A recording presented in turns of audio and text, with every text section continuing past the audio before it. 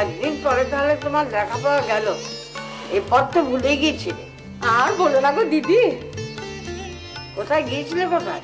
সে কি দিদি জানো না, ওর ভাইজির তো বিয়ে ছিল, সেখানেই গেছিল তো। তা তোমার ভাই তো উকিল, রোজগারও করে দুহাতে, তা সে মেয়ে বিয়ের জন্য খরচা করবে না তো কে করবে শুনি? রোজগার তো ওরকম অনেকেই করে, দেবার মতো মন থাকা চাই বুঝলে। কজন আছে ওরকম ভরিয়ে দিতে পারে?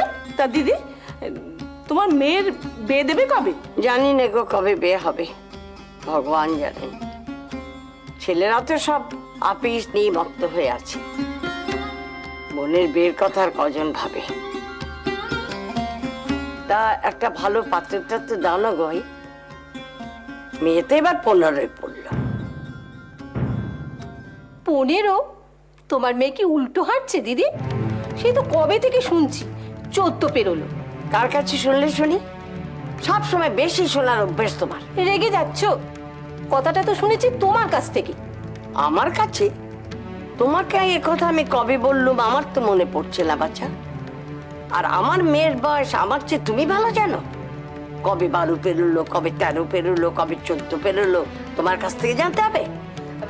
থাক না মিত্তি দিদি, ওসব কথা থাক। তোমরা আমাকে দায় থেকে উদ্ধার করেছো, খুব ভালোভাবে উদ্ধার করেছো। শাস্ত্রে আছে ভগ্নী দায় কন্যা দায়েরই সমান, সেই দায় থেকে তোমরা আমাকে উদ্ধার করেছো। তাই যে আমরা নিইনি সেই কথা তো ঠিক নয়। তা তোমার মেয়েকে কারুর যদি পছন্দই না হয়, হ্যাঁ উদ্যোগ তো কম হলো না তার বিয়ে নিয়ে। তুমি বলো, যদি তোমার সন্ধানে কোনো পাত্রটা তো থাকে আমরা ব্যবস্থা দেখি। রাজুর যদি, তাছাড়া আমাদের তো কাজকর্ম আছে সারাদিন, আর রাজুর জন্য তো বর খুঁজলেই হবে না। না তা কেন, কত মহৎ কাজ আছে তোমাদের, মহৎ কাজের কি আর অভাব আছে? রাজুর তো কপালেই বিয়ে নেই, নইলে এতগুলো সম্বন্ধ ভাঙে কারুর?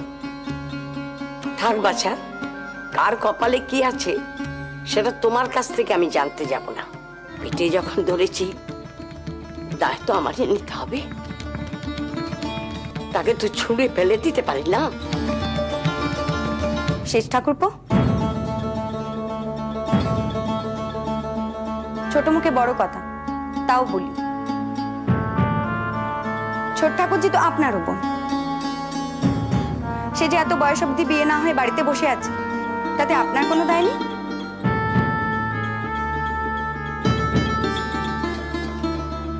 শুধু কটা কথা শোনালেই দায়িত্ব হারানো যায়?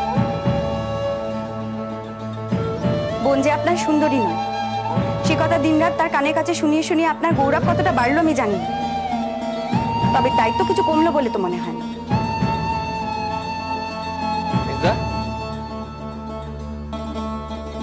এবার কি তোমার পরিবারের কাছ থেকে দায়িত্ব কর্তব্য সম্পর্কে আমাদের পাঠ নিতে হবে নাকি? তা সেই পাঠ যদি একদিনে আপনার না হয়ে থাকে, তবে আমার কাছে নিতে আপত্তি কি?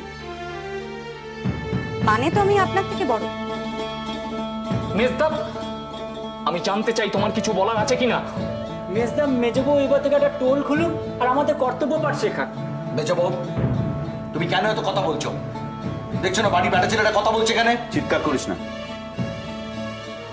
ভেবে দেখলে মেজ বউ যা বলছে কিছু ভুল তো বলছে না।